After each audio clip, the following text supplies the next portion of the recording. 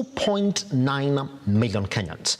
Now, KNBS is saying that because some employers have not really captured the essential data in some of the pay scales for majority of employees, there's an additional 230,935 workers who are earning above 100,000 shillings. That, therefore, as we end 2022, depending on when you want to count your financial year, and especially for labor then, you will look at them from January to December, we are now a total of 310,884 that are earning above 100,000. That's a big jump, because if you put that into percentage, then you will say it is above 15%. I mean, when you look at that, it's a lot.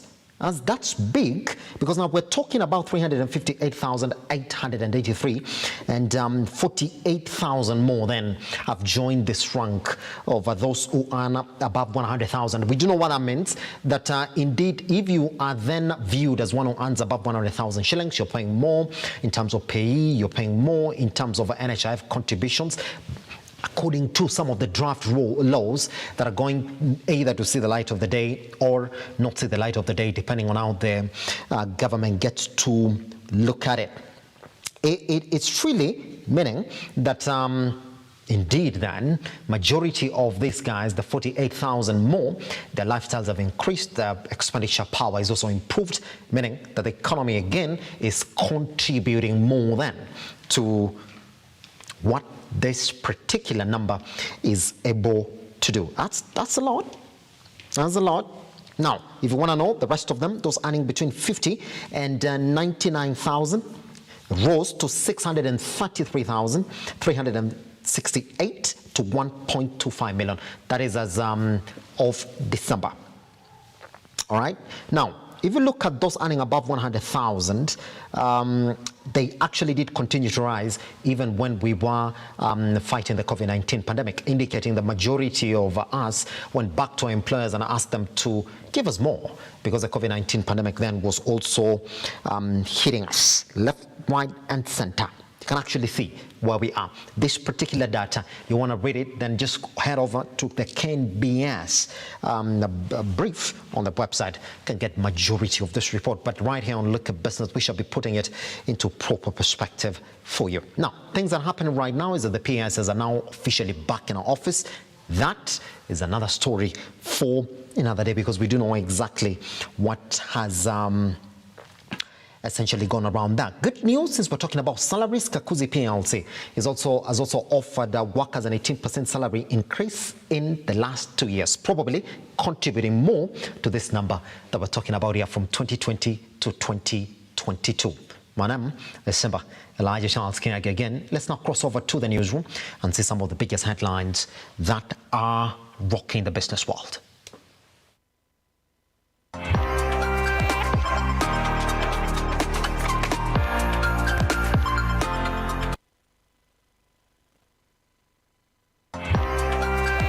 President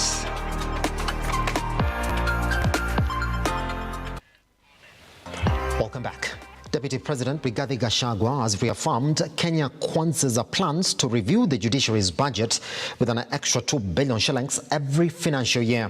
Speaking in Kilifi during the closing ceremony of the 3-day Environment and Land Court's 10th anniversary conference that took place at Pwani University, Rigathi indicated that the planned review will facilitate the judiciary's reoperations as well as help it achieve financial autonomy.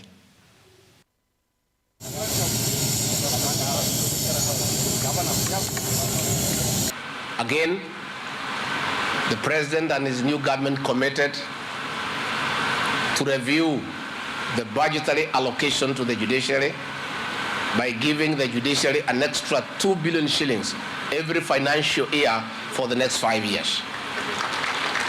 The purpose of that decision is to make sure that you are able to build more courts, employ more judges, more magistrates, to expedite and finalize the backlog of cases that are pending.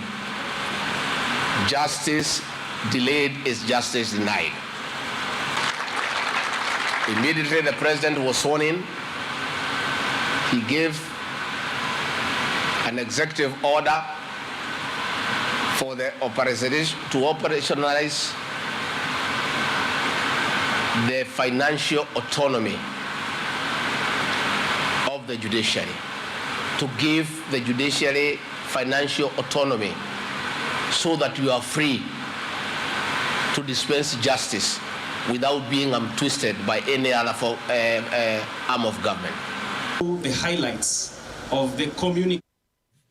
Let's move on now. Information, Communication and Technology Cabinet Secretary Eliud Owalo has said the government is planning to set up over 25,000 internet hotspots all over the country. Owalo said this during the launch of the Airtel Internet Mashinani, a drive aimed at promoting 4G internet connectivity to the grassroots and rural areas in the country. Edwin John Mukora reports. With the Airtel Kenya network covering about 89% of the country's population, Internet Mashinani will make the 4G network accessible and affordable in rural areas. Airtel has launched lower-priced broadband devices for homes and SMEs. The products are a 4G pocket Wi-Fi retailing at a 70% reduced price and a 4G smart box capable of connecting up to 32 devices. Apart from bringing the entry price down, we are also giving for the first 6 months as an inaugural offer to all our customers who come on board with our 2 new devices. We are giving 50% extra data on all the new customers who come for the first 6 months. But that 50%, I'll just give you a comparison. Today on Airtel, a 1,000 shilling bundle gives you approximately 12 GB data. On a normal pocket Wi-Fi or a router, if you take a 1,000 shilling bundle, it gives you 18 GB data. So that means it's already 50% higher. But on top of that, we will give 9 GB extra data, which means for a customer who comes just for 1,000 shillings a month, he gets 27 GB data of usage to use and stay connected on the 4G network. Lauding the initiative, ICT Cabinet Secretary Eliud Owalo has said the product is in tandem with the government's agenda of bringing universal connectivity to all Kenyans. Owalo has further said the government is targeting 100,000 kilometers of digital optic cable and has pledged reduced data prices. We want to roll out to the tune of 25,000 digital hotspots in the village. We want internet everywhere. Where the government can do its bit, we will do. But we are also appealing to the private sector to partner with us so that we can have concerted efforts as far as delivery of this intention is concerned. We want to ensure that internet will not just be available in the villages, but we want to go the extra last mile so that we have internet up to each and every household.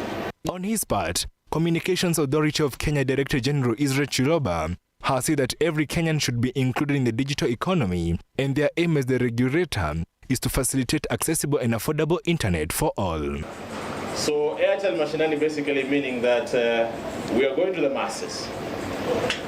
And one of our responsibilities as the regulator of this industry is to try as much as possible to ensure that ICT services are as inclusive as much as possible.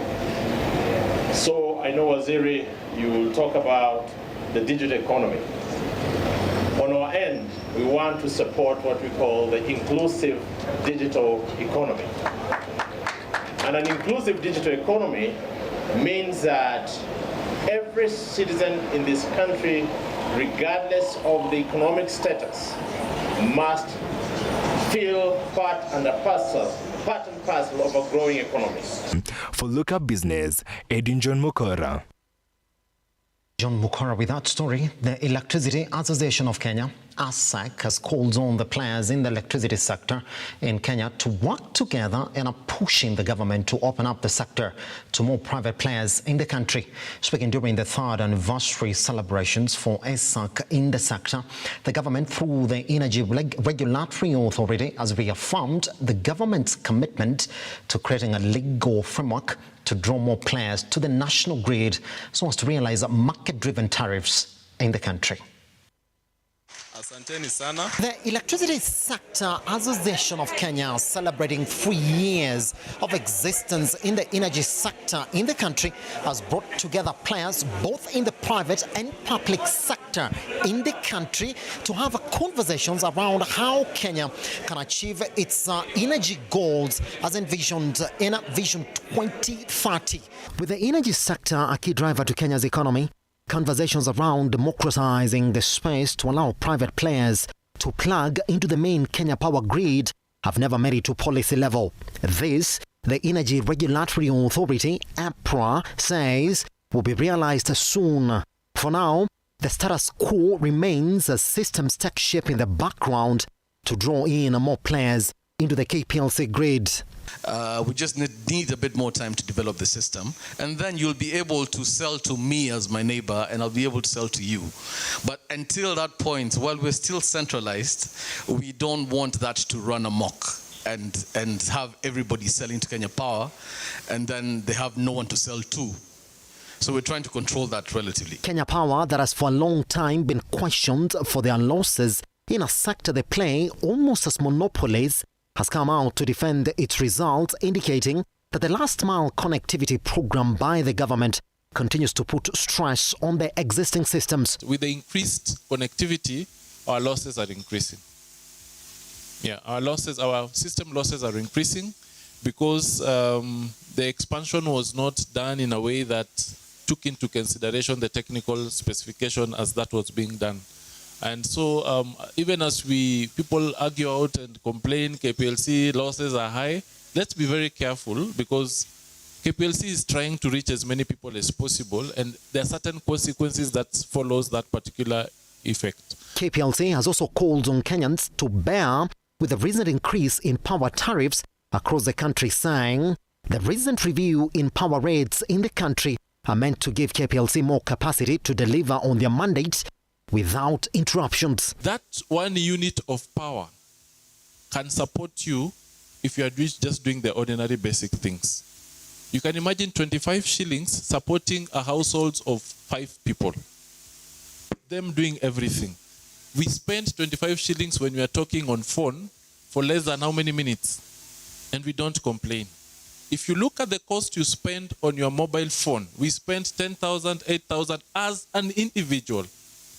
If you combine it, if you're married, your husband and wife plus children, you do more than 10,000. Players in the sector are however optimistic that now, more than ever, the government is open to working with them in opening up the sector to the private sector, with a 2023 seen as the year that some, if not majority, of the conversations in this area are going to be realized.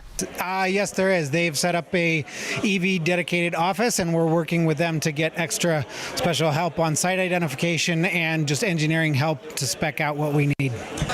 In Kenya, the narrative over the past years has been about demand creation in the sector because our economic blueprint, the Kenya Vision 2030, is anchored around increased generation of electricity. But we can see our economy has not been growing as much as has been projected, and this now has affected the capacity of new projects being onboarded to the grid for sale of electricity to KPLC. So how can we ensure that all these private players get an opportunity to access whatever markets that they see as targets while ensuring the whole still functions? And that's where the conversation around CNI players, the ones who do the solar plants within the industries, the IPPs, the transmission people, how does the whole ecosystem work together?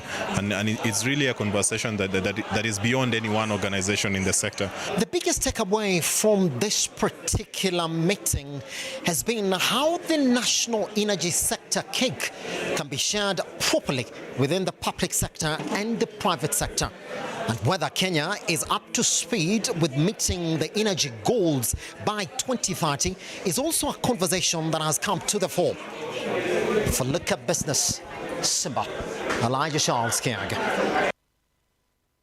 Horticultural farmers through the Agricultural Employers Association are demanding 12 billion shillings as VAT refunds accrued in the last 3 years. The farmers say the funds can be used to cushion them against the ongoing drought and harsh economic times. For those not in the public sector. Say that in 2020, during COVID, we were able to get our VAT refund from government, which cushioned the industry. At the moment, maybe one thing I would urge is if the government would prioritize the VAT refund to the flower farms, this would go a long way to cushion, especially now with the challenges which come with the market and the issues of cash flow. I think we are looking at between 10 to 12 billion for the entire industry, especially the flower farms. So it's an area that I would think that if that is released to them, then they are able to plan. Some of them, of course, as you know, probably would like to expand, would like to sort a few of the responsibilities that they have, and this will go a long way in helping them that. We all know the wages and remuneration constitute an important component of cost of production and enterprise competitiveness. To workers, it is an important element which defines the workers' welfare. I'm aware that the 2 wages council specific to this sector, that is the Agricultural Wages Council and the Floriculture Wages Council, have not been in operation due to various reasons. Now, 2 days after President William Ruto launched his flagship project, the Hustler Fund, a spot check by Lookuptv has established majority of Kenyans are still encountering challenges registering for the loan. And as a report, 100 tender now filed. For those who have been successful in procuring the fund, it is clear the amount approved for borrowing cannot meet the economic demands. Let's take a look. When President William Ruto launched the now famous Hustlers Fund, majority of Kenyans struggling with their daily chores were active on their phones to apply for the loan. Indeed, Cabinet Secretary for Cooperatives and Micro, Small and Medium Enterprises Simon Chelugui revealed that in 24 hours of its launch, more than 1 million Kenyans had successfully applied for the loan, with more than 400 million distributed. However, a spot check by Lookuptv in the capital city has established many Kenyans are still facing a huge delay when registering for the fund. Apply your Hustler Fund, mtu ana apply, ina load na hakuna kitu unapata. Inakuambia ongojee 2 hours na hakuna kitu unapata. Kwa hivyo maoni yangu ni kwamba 99% ya mambo yale serikali imetuambia ni ya uongo. Hakuna kitu inajaribu, hata unga ya wakati nilikuwa nimetuambia itashuka, hakuna kitu imeshuka. Vitu ni kupanda zinapanda na hakuna usaidizi tunapata. Si wananchi wa chini tu ni kuumia, tunaumia na hakuna usaidizi yote tunapata. Kwa hivyo ombi letu ni kwamba serikali ikae chini irekebishe mambo yale iliahidi mwananchi wa chini. Kama itarekebisha tuambie itarekebisha, tujue tu mambo ni ngumu. Ndio sisi wenyewe tuendelee kujikaza tu. Hata sijasoma yenyewe sijajua iko aje. Sasa nataka tuone sasa, kwa saa hii sijafikiria. Actually, I tried to apply the Hustlers Fund, but I was told I qualify for 500 up to 15,000. But when I tried to apply, I was told I wait for, I don't know, verification or what. Yeah. Nilijaribu kuapply mambo ya Hustlers Fund, lakini ilinisumbua. Mwingine aliapply akapewa limit ya 800. So kama watatengeneza itakuwa vizuri. Nimejaribu hiyo kuapply, nikajaribu sijapata. Nimetuma message mara kama 5 hivi sioni kitu, inaniambia ningoje. Sasa nashindwa kwani napewa akina nani na sisi ni wakina nani hatupati. Ni pesa ina gani? Na mimi nilikuwa nafikiria nitaipata niongezee kazi yangu, lakini sijaona. Those who were lucky enough with their requests have expressed a worrying concern. They hold the loan amount approved is too little and cannot help them set up a successful business venture. For those Kenyans we interviewed, none of them received amount above 3,000 Kenya shillings. Hiyo pesa iwezi kufanya chochote. Haiwezi nunua hata makaa uanze ama kushika kitu kama njugu za 600. Sasa njugu ya 600 haina kitu. Waongeze pesa ikuwe kama 10,000 kuendelea mbele. Unaona 30, unaona na wasibague. Unaona? Yule ambaye kama ni kulipa atalipa tu. So Hustler Fund muongeze pesa. Katika hiyo 600 muongeze zero ingine 2 ama 1. Ndio ukiwa unaweza chukua makaa gunia 3. Si ni Hustler Fund. Hustler ni yule mtu ambaye ana kitu na anataka kuanza kitu Na ndio hii imekuja uweze kununua gunia 3 ya makaa, uanze uone kama itakuinua. Ulipe Hustler Fund yako, ununue upewe ingine. Punch. Ikuje kadha 5 bana. Hivyo itasaidia mtu at least. Unaona? But hiyo tujenga so 5 hata furiza yenyewe inalipe dhao. Sasa hata ili furiza bana kushinda historia sijui ya Hustler Funds. Kama yenyewe ni tusaidie venye inafaa. Juu sasa maisha imepanda, kila kitu iko juu, unaona? Within 2 weeks kuna watu wengine hata kupata hiyo 500 per week inaweza kuwa ni shida. Lakini kwangu nimeona kutusaidia wametusaidia, lakini upande mwingine haiwezi fanya kazi mzuri. For a project that is hailed as a game changer in helping poor Kenyans economically, hustlers hope the government will increase the loan limit to significantly boost their business. Just a day after President William Ruto launched the Hustlers Fund, we have established many Kenyans are trying to apply for the fund, and majority of them have already received their cash on their mobile phones. But what is coming out clearly is that the amount received is not enough to start up a business or improve an already existing one. Henry Tende, Lookuptv, Nairobi. Henry Tende with that particular one. Let's rush into the last one then. The High Court Judge Jaibraz Nga has recused himself from hearing a petition challenging the National Government Constituency Development Fund. This was after the National Assembly made an application through lawyers Otiende Amolo and Peter Kaluma, who claimed that the judge was part of the bench that adjudicated over the impugned act in another matter that was declared 23 laws unconstitutional. Grace Mureithi with that story.